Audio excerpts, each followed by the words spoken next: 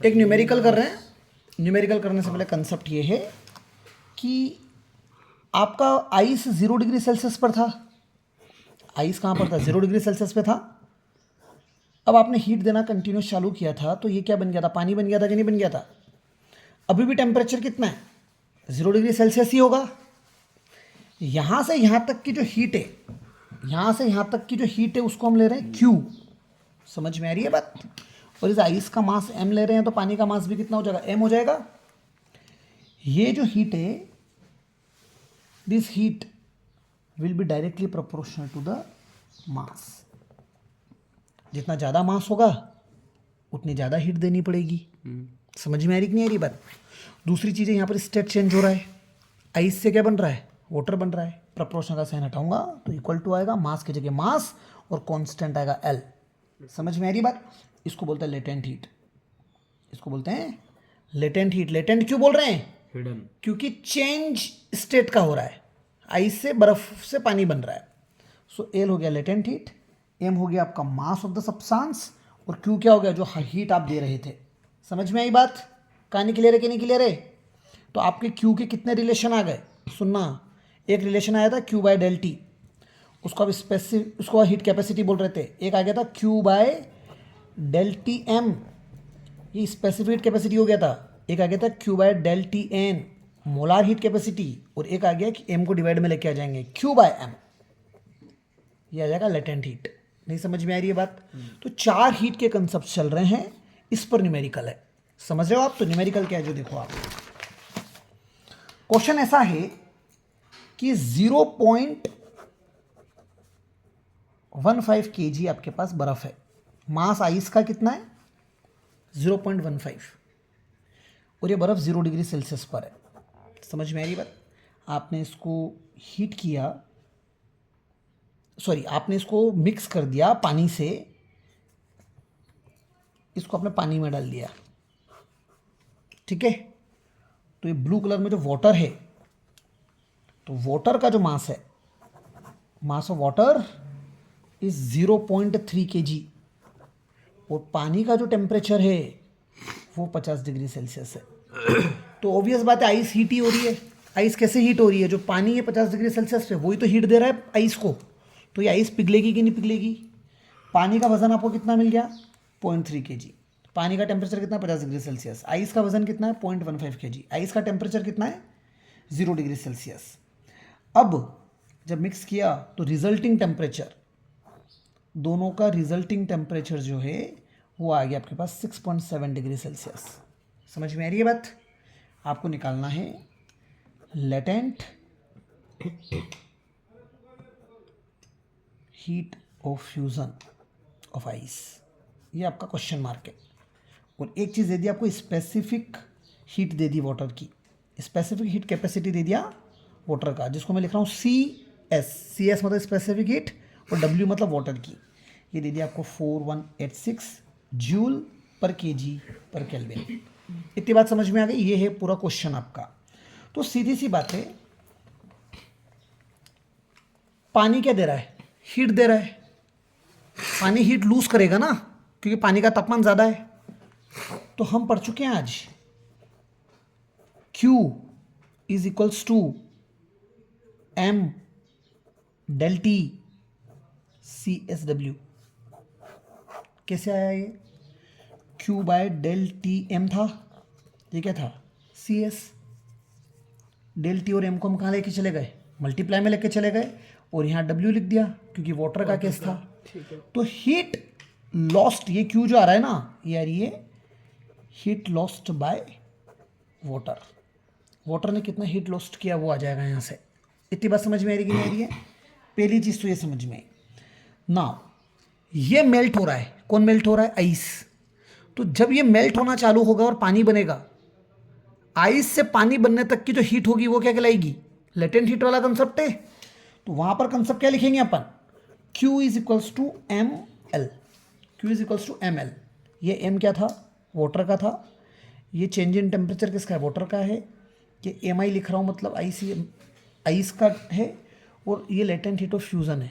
Ice fuse होकर पानी बना रही है। बात समझ में आ रही है?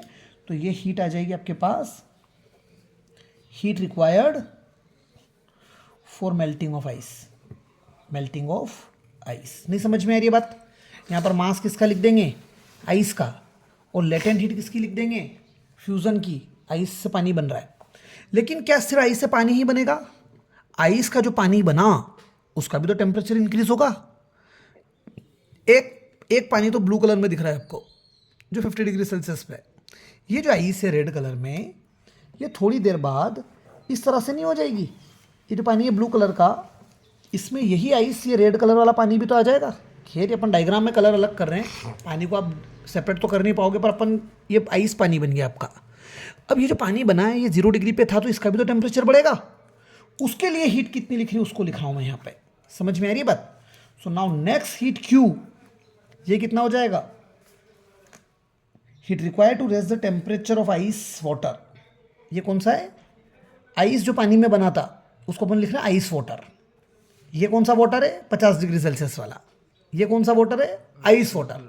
इसका टेम्परेचर बढ़ाने के लिए हीट कितनी दे रहे हो? क्यू दे रहे हो। इक्वल टू में क्या लिख दोगे? मास ऑफ आइस ही लिखना पड़ेगा, क्योंकि वो आइस वाला ही तो पानी बना। और यहाँ क्या लिखोगे आप? पानी बन चुका है वो, तो स्पेसिफिक हीट तो पानी की लिखनी पड़ेगी। और डेल्टी, चेंज इन टेम्परेचर।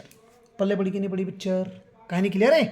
तो कुल मिलाकर जो 50 डिग्री सेल्सियस पे वाटर था, heat lost by water, heat lost by water at 50 degree Celsius. जो 50 डिग्री सेल्सियस पे पानी था ना, उसने हीट कितनी लॉस करी, लूज करी, वो यहाँ लिखेंगे।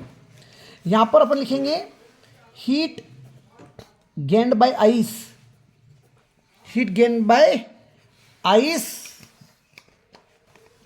Heat gain by ice at 0 degree Celsius.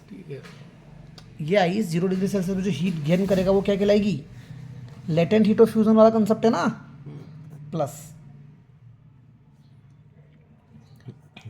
Heat gain by ice water. जो आइस पानी में बदल गया उसको अपन क्या बोलेंगे? Ice water. To raise its temperature, to raise its, उसका टेम्परेचर बढ़ाने के लिए। इतनी पिक्चर समझ में आ गई? तो पानी कितना दे रखा था आपको? पानी का वजन था 0.3 kg, 50 डिग्री सेल्सियस वाला। सो इस हीट की जगह क्या लिख रहे हैं अपन? m of water, specific heat capacity of water and change in temperature of this water. This water मतलब 50 डिग्री सेल्सियस वाला। यहाँ पर मास ऑफ आइस इंटू में लेटेंट हीट ऑफ फ्यूजन, क्योंकि ये पिघल रहा है। अब पिघल चुका है, अब उस पानी का तापमान बढ़ेगा, तो mass of ice, specific capacity of water, क्योंकि आइस का क्या बन चुका है? पानी बन चुका है। और change in temperature of ice, ice water. समझ में आ रही बात? सो वाटर का मास कितना दिया हुआ था आपको? 0.3। स्पेसिफिक हीट पानी की 4186। और पानी का टेम्परेचर कितना चेंज हुआ? इन तीनों का कॉमन टेम्परेचर कितना हो गया था बाद में? 6.7। सो चेंज इन टेम्परेचर आएगा 50 - 6.7 इक्वल टू में मास ऑफ आइस लिख रहे हैं अपन। मास ऑफ आइस कितना था? 0.15। और लेटेंट हीट ऑफ फ्यूजन निकालना है, ये तो मेन टारगेट था क्वेश्चन का, तो LF ही लिखेंगे यहाँ पर, तो प्लस का sign. Heat raise for this temperature, तो आइस का मास कितना है? 0.15, 4186।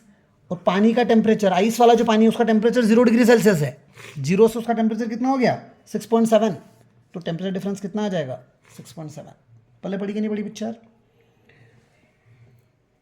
इसको सोल्व करने पर वैल्यू आ जाएगी आपके पास 54376.14 जूल।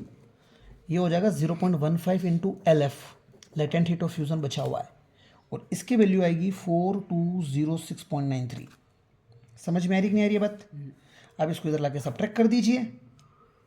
सो 54376.14 में आपने माइनस किया 4206.93 इक्वल टू में बच गया आपके पास ये वैल्यू।